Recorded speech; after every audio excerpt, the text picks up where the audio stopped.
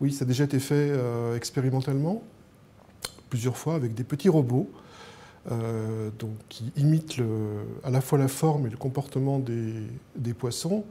Et ces petits robots, quand on les mélange à des poissons naïfs, les poissons naïfs vont suivre spontanément ce leurre, en fait, ce leurre de poisson. Et donc on arrive comme ça à pouvoir contrôler, à pouvoir diriger les comportements collectifs de petits bancs de poissons. Alors le leurre va servir précisément à valider les connaissances qu'on a acquises sur la manière dont les poissons interagissent les uns avec les autres. Parce que le cœur de la question, quand on observe un banc de poissons, mais c'est aussi valable pour tout un ensemble d'autres sociétés animales, les insectes sociaux, les vols d'oiseaux ou également les foules humaines, ce qui est intéressant, c'est de comprendre les interactions entre les individus qui constituent ces groupes. Alors parce qu'il y a une première étape qui est en fait la construction d'un modèle mathématique, donc qui va nous permettre de comprendre comment, d'abord, est-ce que ce sont les bonnes interactions qu'on a caractérisées, ensuite comment ces interactions se combinent, en particulier comment un poisson interagit avec ses voisins, est-ce qu'il interagit avec un seul voisin ou avec tous les voisins qui l'entourent, comment ces informations se combinent et comment, in fine, elles vont déterminer les comportements du poisson qu'on observe. Donc pour ça, on fait des modèles mathématiques et on va comparer le résultat de ces modèles mathématiques. Par exemple, on simule des groupes de différentes tailles de poissons et on vérifie que les propriétés qu'on observe sur ces groupes sont les mêmes que celles qu'on observe dans les expériences. Ces systèmes qui permettent de faire du suivi automatisé, on va dire, ils sont de plusieurs types, essentiellement de deux types. Il y a des outils d'analyse d'images. Maintenant, il y a des techniques qui reposent notamment sur du deep learning, donc de l'apprentissage, qui vont permettre d'identifier dans une vidéo des individus qui vont avoir certains types spécifiques. Et notamment, maintenant, on est capable d'aller identifier des poissons qui ont de toutes petites différences entre eux. Et donc, le système va pouvoir comme ça, suivre chaque individu individuellement dans un groupe. Chez les oiseaux, on a des systèmes maintenant d'analyse d'images en 3D qui permettent d'analyser des vols d'oiseaux, donc de reconstruire la position de chaque oiseau au sein d'une volée, dans des groupes qui peuvent aller jusqu'à 10 000 individus, c'est quand même relativement important. On a des systèmes un peu similaires également dans les foules humaines. Notamment, les Chinois développent beaucoup de techniques d'identification automatique du comportement. Et puis, on a tout ce qu'on appelle le traçage électronique, c'est-à-dire les puces RFID, par exemple. On est capable maintenant de faire des micro-puces de la taille d'une tête de fourmi, qu'on va pouvoir poser aussi sur des fourmis, par exemple, et pouvoir suivre comme ça, sur une durée relativement importante, des dizaines de milliers d'individus. On a aussi des systèmes de marquage par code-barre qu'on peut également déposer sur des fourmis, sur des insectes. Et là aussi, par plusieurs caméras, on va pouvoir suivre comme ça plusieurs milliers de fourmis ou d'abeilles. Ce sont des systèmes également qui sont utilisés chez l'abeille pour suivre l'activité d'une ruche, par exemple.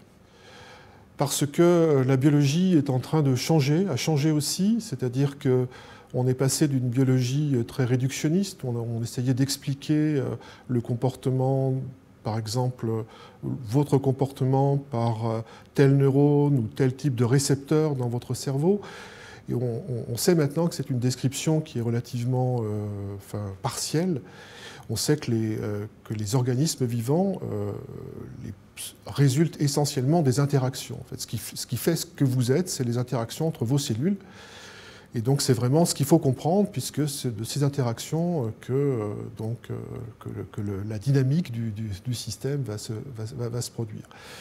Et les sociétés animales, mais on peut aussi parler des bactéries. Maintenant, il y a énormément de choses qui se développent également à l'échelle cellulaire, puisqu'on a les moyens maintenant d'aller suivre différents types de cellules, notamment des lymphocytes. On a maintenant ce sont des systèmes qui sont relativement simples, puisqu'on peut maintenant suivre chaque individu et en même temps le groupe. et donc comprendre ce qu'on appelle l'approche systémique de ces comportements, où ce qui est important, ce n'est pas les propriétés de chaque individu dans le groupe, mais ce sont les propriétés des interactions. Puis c'est ce qui va donner en fait l'identité et les caractéristiques des propriétés qu'on va voir émerger à l'échelle du groupe. Et c'est une approche qui maintenant se développe également à l'échelle cellulaire, où là les gens essayent de comprendre les dynamiques d'interaction, par exemple entre les cellules, entre des lymphocytes par exemple, et comment ces interactions vont permettre à des groupes de lymphocytes de remonter des gradients de protéines, par exemple, pour détecter des tumeurs, par exemple, ce genre de choses. Dès le moment où on comprend un phénomène, effectivement, on va pouvoir s'en inspirer pour, par exemple, résoudre des problèmes dans le domaine artificiel. C'est ce qu'on a fait, par exemple, il y a une vingtaine d'années avec les fourmis, les colonies de fourmis. On connaît la manière dont les fourmis interagissent les unes avec les autres. On a pu développer des modèles mathématiques de ces comportements collectifs. Et ensuite, on a pu utiliser ces modèles mathématiques pour résoudre des problèmes très concrets qui se posent dans le domaine artificiel, par exemple dans le domaine des télécommunications, comment fluidifier des communications sur un réseau, en faisant circuler des fourmis virtuelles, par exemple. Ça, c'est quelque chose d'assez extraordinaire, qui analyse en permanence l'état d'encombrement du réseau et qui vont permettre de faire du routage, c'est-à-dire de diriger les paquets de données de manière optimale, de façon à ce que le réseau ne soit jamais encombré, ou de résoudre des problèmes d'optimisation, comme par exemple le problème du voyageur de commerce, qui consiste à circuler par un ensemble de villes sans jamais traverser deux fois la même. Et alors dans le cas des bancs de poissons, effectivement, il y a tout un domaine qui s'intéresse à la manière dont les individus se déplacent collectivement, qui est le domaine de la robotique collective et le domaine des flottes de drones. Oui, alors les drones se déplacent par définition en 3D, mais il y a maintenant des instances de régulation qui vont définir des couches dans l'air sur lesquelles effectivement les drones, en fonction de leur taille, vont pouvoir se déplacer. Et donc il va falloir organiser ces flottes de drones, la circulation de ces drones dans ces couloirs aériens, dans ces nouveaux couloirs aériens. Et donc effectivement les modes d'interaction complètement décentralisés utilisés par les poissons ou les oiseaux pourraient être une source d'inspiration intéressante pour aller organiser ces flottes de drones. En tout cas, il y a déjà des recherches et des expérimentations qui vont dans ce sens, qui sont déjà réalisées, notamment en Hongrie. Alors, dans le cas des foules, la principale question, c'est de trouver des moyens de pouvoir contrôler et d'assurer la sécurité de grands rassemblements.